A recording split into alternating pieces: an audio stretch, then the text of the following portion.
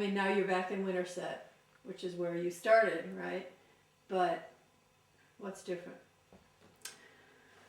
Well, when I look back at my time in India, and you're in a place without a lot of resources, you know, we had a manual typewriter, for heaven's sake, that we were trying to do fundraising, write proposals and everything with this one little typewriter, and eventually we were able to get an electric typewriter into India, and eventually computers, of course. But for me, going through that time and being assigned to the fundraising team, and I came from a time in my youth when I simply did not have confidence in myself or in presentation skills of any kind, you know. And just having these wonderful assignments with fabulous people, it shored up my confidence to a point where I could operate, you know, just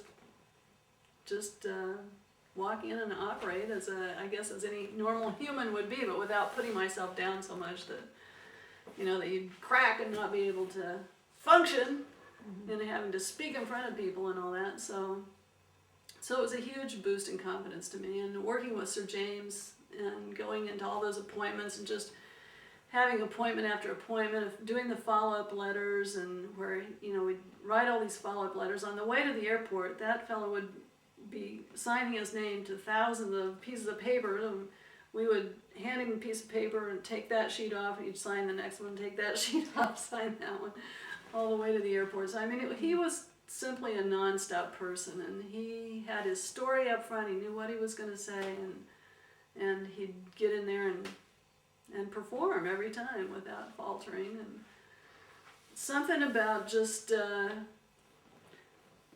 I don't know, I just developed a confidence there that then I got assigned to New York City after that, and I was liaison to our ECOSOC consultative status in the UN. And I carried that confidence level that I'd received. You know, you could walk in anywhere and ask for anything. You know, you had a great project, you had a project, and so go ask for the support for it. And I just took that spirit back into New York and was able to, you know, it changed my life because it boosted up my confidence. As a short and simple way to phrase it.